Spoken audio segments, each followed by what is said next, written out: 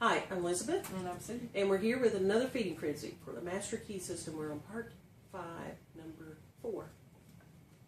Think there a minute.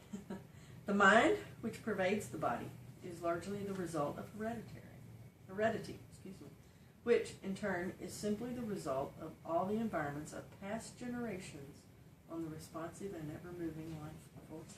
Yeah. An understanding of this fact will enable us to use our authority when we find some undesirable trait of character manifesting itself. What's that say? That makes sense. That makes sense. Well, it just tells me when I get here, it reminds me of the computer once again.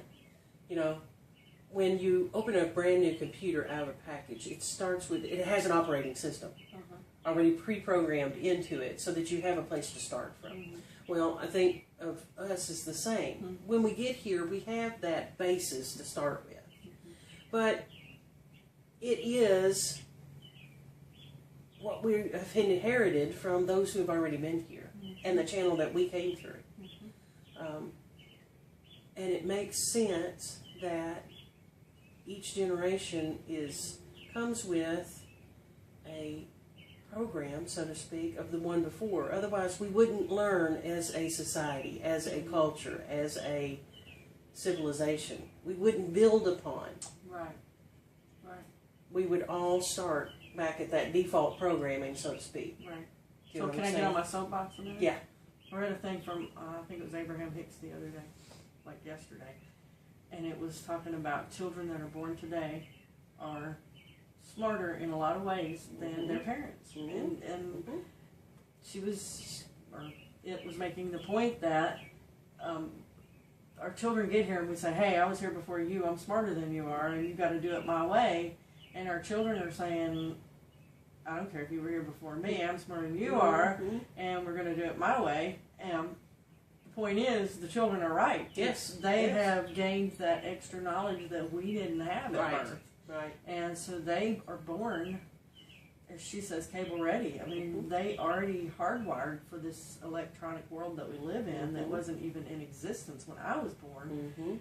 And not only do they pick that up so quickly, they don't have the resistance to it that we had. Right. But they're already born with some of that knowledge. And here's my soapbox part of it, is that I keep seeing all these things about people looking at their phone all the time and how bad it is for kids to play video games and how bad it is for them not to be relating and playing outside and all this stuff, and that's where they're at now. That's where they're at.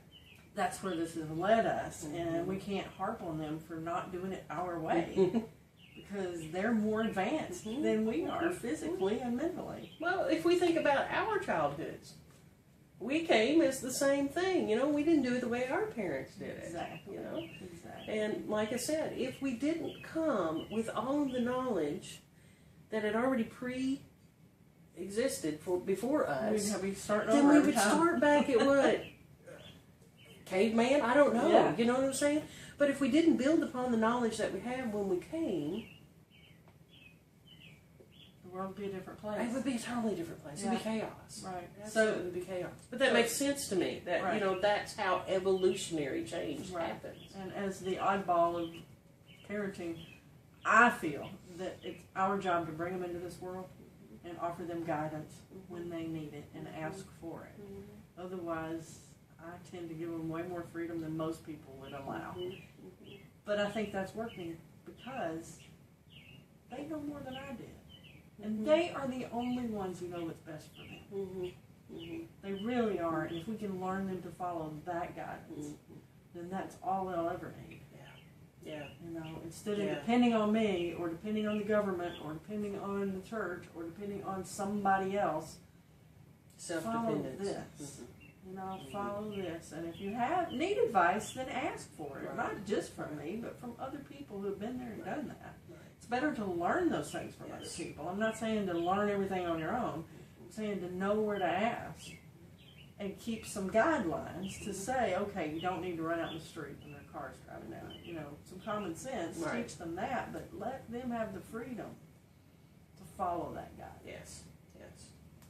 Further than that, I think that's what Jesus was talking about when he said to be in the world but not of it. Right. And them to be like children. And yeah, yeah. You know? There are traits that I have, that I see, that I got through heredity that I really don't like, so I work on those. Mm-hmm. But I'm thankful that I skipped ahead. Yeah. And was able to come hardwired with already all of their knowledge. Right. So that I could make a change to leap Right. forward. I see some parents pulling their kids down to keep them on their level. That is not the way to do it. I want my kids, of course my ego says, they can't get smarter than me, but I want them to go beyond what I'm doing. And they're already doing that. My two boys in college are learning things about computers that I'm like, oh, wait a minute, don't get smarter than me on the computer thing. You know, but that's the way it should be. Yes. It really should. And if we just let our egos drop and our resistance drop, then this world could really be a better place. And just let our kids go. They are our future leaders. They are the future They of came our nation and our hardwired. world. They They came did. hardwired to do it. They did. We just gotta learn to live. Yeah, we got to give them the freedom to learn their own lessons and make their own mistakes, and just pray they're not big mistakes. That's good stuff. It is good stuff. Extreme.